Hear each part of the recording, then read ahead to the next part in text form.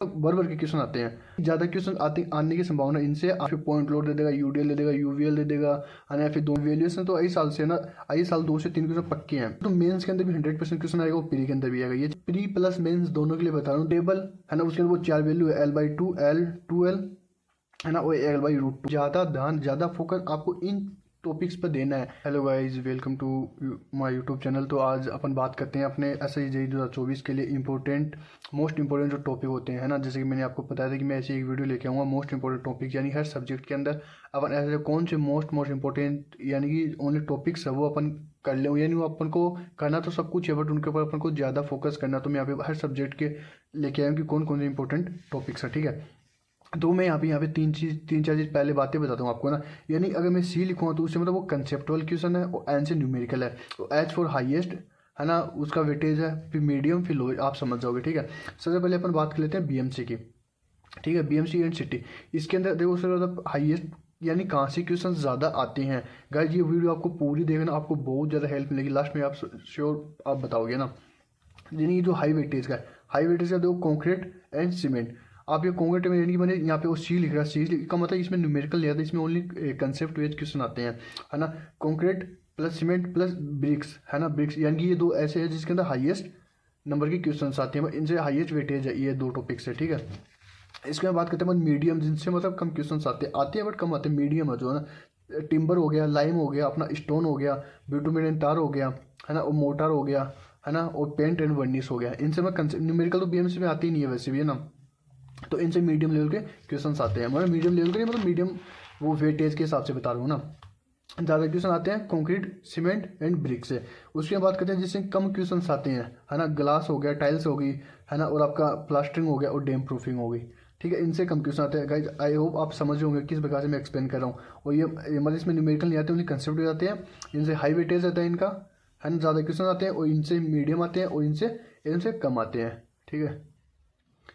आगे अपन बात कर लेते हैं अपने सर्विंग की। गाइज मैं अभी आपको बताऊँ ना, मैं ये चीज़ें बताने में पर्पज किया, मैं मतलब आपको सिलेबस पूरा एक ऑर्गेनाइज पढ़ना सब कुछ, बट ये है कि आप जब ये टॉपिक पढ़ो ना तो ज़्यादा ध्यान ज़्यादा फोकस आपको इन टॉपिक्स पर देना है ना। क्योंकि इन टॉपिक से ना इनका हाई वेटेज है, इन टॉपिक से ज़्यादा क्वेश्चंस आते हैं, हर शिफ्ट में आते हैं, और ज़्यादा क्वेश्चन ज़्यादा नंबर के आते हैं, है ना। इसलिए आपको इनमें ज़्यादा फोकस देना है ना। जैसे लेवलिंग हो गया, कंपास सर्वे हो गया, हाँ। लेवलिंग और कंपास है तो दो क्वेश्चन भी मान लो, 4 क्वेश्चन, 5 क्वेश्चन मान लो, इन दोनों से 5 क्वेश्चन आपको मिल जाते हैं शिफ्ट के अंदर ना। उसके बाद में चेन सर्विंग हो गया, थोडोलाइट हो गया, ये मीडियम है, मीन्स एक ही क्वेश्चन, या फिर कभी कभी आगे गया ना।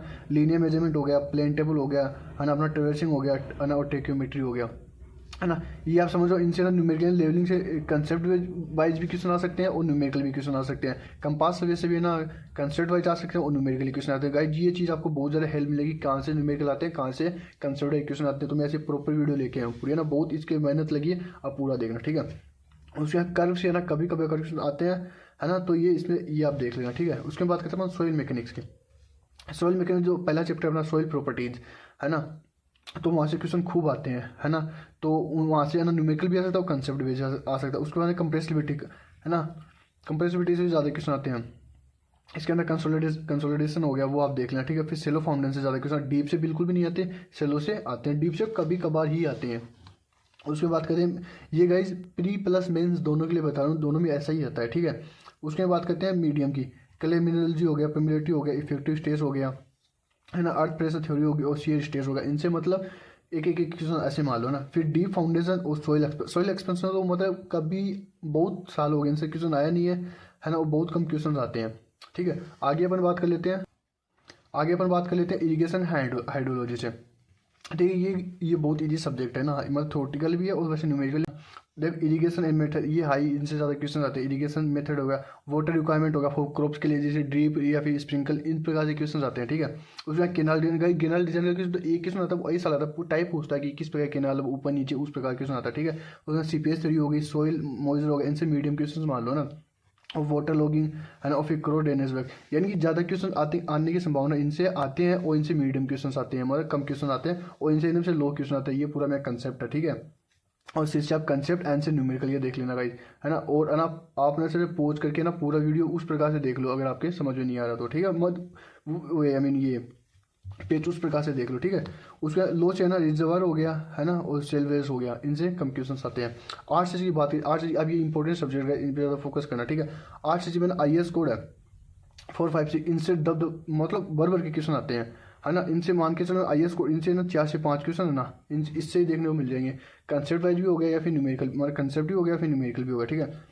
उसके LSM हो गया, WSM नहीं आता, पता आपको बहुत कम आता है, LSM ज़्यादा आता है, बेस्ड क्वेश्चन हो गए, है ना। फिर इंट्रोडक्शन, जो पहला चैप्टर इंट्रोडक्शन वो हो गया, इन 3 से आपको काफ़ी ज़्यादा 7 क्वेश्चन इनसे देखने मिलते हैं, ठीक है। उसके बाद कहते हैं अपन डिजाइन एंड बीम स्लेब से, है ना। फिर लिमिट स्टेट क्लब से, इनसे मीडियम आते हैं। बॉन्ड एंका से कम आते हैं, कॉलम से कम आते हैं, और फिर फुटिंग से, है ना, और प्री स्टेट कौन से, इनसे तो बहुत कम क्वेश्चन आते हैं, कभी कभी आते हैं, बहुत कम आते हैं, ठीक है। आगे अपन बात कर लेते हैं एस्टिमेट एंड कॉस्टिंग सब्जेक्ट। ये तो वैसे ही बहुत ईजी सब्जेक्ट है। इसमें ना टाइप ऑफ एस्टिमेट से पहला चैप्टर है, उनसे ज़्यादा क्वेश्चन आते हैं। और फिर जो अपना लास्ट है वैल्यूएशन, वैल्यूएशन तो आई साल से ना, आई साल 2 से 3 क्वेश्चन पक्के हैं, कभी कभी 3 से 4 क्वेश्चन भी इसी वैल्यूएशन से आ जाते हैं। तो वैल्यूएशन तो अच्छी प्रकार से रट लेना, इसके अंदर लास्ट के फॉर्मूले हैं, है ना, वो सारी प्रकार की वैल्यू है ना, वो रट लेना, ठीक है। इसके बाद में ना स्पेसिफिकेशन यूनिट के अंदर तो मैंने यहाँ पे लिख रखा है टेबल, यानी इस चैप्टर में 2-3 प्रकार की वो टेबल है ना। तो वो टेबल अच्छे प्रकार से रट लो गाइज, उनसे एक क्वेश्चन आना तय है। 3 टेबल है तो 3 से किसी ना किसी एक टेबल, यानी वो यूनिट दे रखा है ना, या फिर किसी का पर्टिकुलर मान दे लेगा कि इसके लिए इसकी वैल्यू कितनी होती है ना।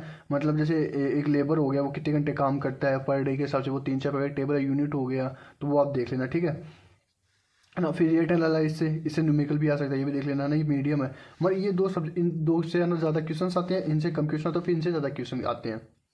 बिल्डिंग एस्टिमेट हो गया, है ना, और टेंडर कंक्रीट से तो कभी कभी क्वेश्चन आपको देखने को मिलता है। उसके बाद करें फ्लूइड मैकेनिक्स, जो कि इंपॉर्टेंट सब्जेक्ट है ना। इसके अंदर देखो जो फ्लूइड प्रॉपर्टीज है ना, पहला चैप्टर, उनसे क्वेश्चन आते हैं। इसके अंदर ज़्यादा खास करना यूनिट, है ना, यूनिट एंड डायमेंशन पूछ लेता है ना, किसी भी, है ना।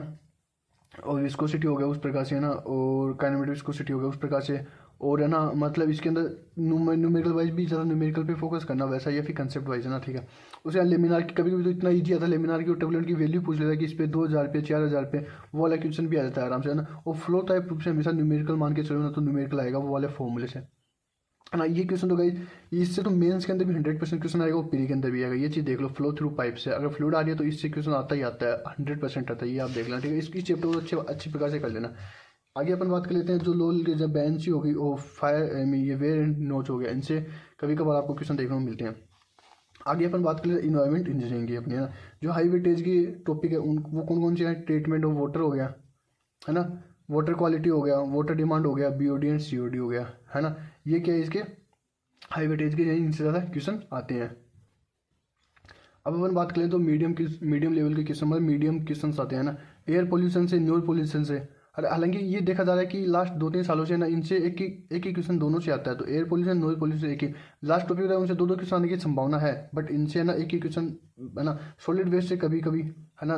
वेस्ट वाटर हो गया गाइज, ये मैंने ना डिक्रीजिंग ऑर्डर के अंदर ना सारे हर अभी तक मैंने आपके बताया ना, आर्ट सॉरी, तो डिक्रीजिंग ऑर्डर में मैं इसका वेटेज लेके चला कि कहाँ से तक क्वेश्चन आते हैं। उसके बाद डिजाइन ऑफ सीवर हो गया, इनसे देख लें। उसके बाद कहते हैं स्टील, ये जो अभी तक मैंने 8 सब्जेक्ट बताए हैं, जिससे कि 8+ क्वेश्चन नंबर आई साल आते हैं हर सब्जेक्ट के अंदर। बट अभी मैं जैसे स्टील हो गया, सोम हो गया, तो इनसे ना आपको 4 से 5 क्वेश्चन देखने को मिलते हैं, है ना। तो अब इनके अंदर क्या क्या इंपॉर्टेंट ओनली वही आप पढ़ो ना। अब जो स्टील हो गया, स्टील के अंदर IS 800 है ना, ये IS कोड पढ़ लो आप ना। इसके बाद जनरल रिक्वायरमेंट होगी, और फिर कनेक्शन तो आपको पक्का 1 से 2 क्वेश्चन मिल जाएंगे जो आते हैं ना, वो कनेक्शन से ही आते हैं। टाइप ऑफ कनेक्शन पूछ लेगा, या फिर सारे, है ना, वो सारे प्रकार के कनेक्शन होते हैं ना, बोल्ट, रिवेट, तो उनके अंदर भी ना उनकी कोई स्पेसिफिकेशन पूछ लेगा, या फिर उनकी कोई डिटेल पूछ लेगा, उस प्रकार के क्वेश्चन आते हैं। उसके बाद जो इनसे कम हो जाता है ना, जैसे टेंसल मेंबर हो गया, कंप्रेसर मेंबर हो गया, प्लेट ग्रेडर हो गया, इनसे आपको क्वेश्चन देखने को मिलते हैं, बट कम मिलते हैं, ठीक है। उसके बाद में ग्रेंट्री ग्रेडर हो गया, बीम्स हो गया स्टील के अंदर, तो इनसे तो आपको बहुत कम क्वेश्चन देखने को मिलते हैं। अब बात आ गई सोम की। सोम के अंदर गाइस मैं आपको 3-4 चीज़ें बताऊंगा जहाँ से क्वेश्चन आने की संभावना बहुत ज़्यादा है। पहले बात करें स्ट्रेट एंड स्ट्रेन की, इनके नॉर्मल जैसे हुक्स लो हो गया, और फिर वो 7-10 प्रकार की डेफिनेशन हो, उसके अंदर इलास्टिसिटी हो गई, है ना, प्लास्टिसिटी हो गई, डक्टाइल हो गई, टफनेस हो गई, है ना, वो रेजिनेंस हो गई, वो प्रकार के ना उसमें डेफिनेशन आपको पूछ सकता है। या फिर है ना, इसके अंदर एक प्रकार से आपको और क्या पूछ सकता है ना, PL/E है ना, यानी कि वो नॉन प्लास्टिक उनकी वैल्यू पूछ सकता है ना। एरिया के अंदर रेक्टेंगुलर वो उसका कितना गुना होता है, यानी नॉन प्लास्टिक, है ना, ये इनसे ना प्लास्टिक से, है ना, 1/3 होता है। ऐसे उसका 3-4 वो कंसेप्ट है ना, 3-4 फॉर्मूला वैसे उनसे पूछ सकता है। उसके बाद SFD एंड BMD, है ना, इनसे एक क्वेश्चन एक यानी इनसे ना एस एफ डी या बी एम डी से एक क्वेश्चन पूछ सकता है। उसके बाद कहते हैं डिफ्लेक्शन ऑफ बीम, इनसे ना गाइस ये आप समझ सी एन कंसेप्ट ऑफ न्यूमेरिकल से भी आ सकता है ना। डिफ्लेक्शन ऑफ बीम से क्वेश्चन आ सकता है, बेंडिंग स्ट्रेस से क्वेश्चन आ सकता है। और गाइस इसके अंदर ना एक टेबल है ना। अब ये देख लो, आपको उसके अंदर बताता हूँ ना। फिर शियर स्ट्रेस इन बीम से हो गया, फिर कॉलम हो गया, ये आप देख लेना ना, हाईएस्ट मीडियम फिर लो, है ना। सोम के अंदर तो एक तो ना वो इफेक्टिव लेंथ की टेबल है ना, वो टेबल है ना। उसके अंदर वो 4 वैल्यू है, L/2 L2L है ना, और L/√2 है ना। ये 4 वैल्यू इनके ऊपर क्वेश्चन पूछ सकता है। और इनके अंदर वो क्वेश्चन कैसे पूछेगा, वो π² E/2 है ना, वो वाला फॉर्मूला ना यहाँ पे L इफेक्टिव का स्क्वायर, ये मैंने काफ़ी दिन पहले पढ़ा था, अभी तक मेरा आई थिंक आपको दिख नहीं होगा। हाँ देखो π² EI/L इफेक्टिव का स्क्वायर, ये वाला क्वेश्चन आपको पूछ सकता है P ना। इसके ऊपर क्वेश्चन कैसे पूछेगा, ये L इफेक्टिव, ये क्वेश्चन का यही साल आता है ये प्रकार से ना, इसके अंदर आएगा ना। तो ये काफ़ी इंपॉर्टेंट है, तो मैं आपको बता रहा हूँ ना। L इफेक्टिव की वैल्यू दे दे, और L इफेक्टिव आपको ना किस प्रकार से पूछेगा इसके अंदर। L इफेक्टिव इसके अंदर आपको ये टेबल दे देगा कि दोनों साइड हिंज है, दोनों साइड फिक्स है, एक साइड हिंज है, एक साइड फिक्स है, एक साइड या दोनों, एक साइड हिंज है, एक साइड फिक्स है और एक साइड फ्री है। इन और जब आपको ये वैल्यू दे रखा होगा ना, ये वैल्यू मतलब वो ऐसे थ्योरेटिकल देगा और आपको ये वैल्यू पता होगी, फिर इसके अंदर L इफेक्टिव अंदर ये वो वाली वैल्यू रखनी पड़ेगी, L/2√2 आई मीन 2L या फिर L/√2, ये वैल्यू रख के फिर उसकी वैल्यू निकालनी पड़ेगी। तो इस प्रकार से क्वेश्चन आते हैं, तो ये क्वेश्चन इंपॉर्टेंट है, इसके अंदर आता है। और एक ना वो डिफ्लेक्शन का, यानी कि उसके अंदर पूछ लेगा कि इसका एसएफटी कैसे मिलेगा, इसका बीएमटी कैसे मिलेगा, और उसके ना मस्ट स्लोप एंड डिफ्लेक्शन है ना। ये हो गई स्लोप और डिफ्लेक्शन, इनसे एक क्वेश्चन मान लो 100% आएगा ना सोम से, तो इनसे स्लोप एंड डिफ्लेक्शन से मान लो क्वेश्चन आता है कि स्लोप पूछ लेगा या फिर डिफ्लेक्शन पूछ लेगा, है ना। यानी कि एस बीम मान लो, कैंटिलीवर मान लो, या फिक्स बीम में मान लो, है ना। इस प्रकार से है ना, उनके अंदर भी है ना फिर पॉइंट लोड दे देगा, यूडीएल दे देगा, यूवीएल दे देगा, है ना। फिर दोनों साइड है ना फिक्स के बीच में वो यूडीएल लगा, उस प्रकार से मतलब वो 9-10 प्रकार के ना क्वेश्चन बनेंगे जो अपने सिलेबस के अंदर है। तो वहाँ से क्वेश्चन आएगा, उससे बार क्वेश्चन नहीं आएगा। तो सोम का तो यही फंडा है, ठीक है। इस प्रकार से गाइज ये आप देख लेना ना। तो मैंने यहाँ पे 10 सब्जेक्ट के बनाए हैं।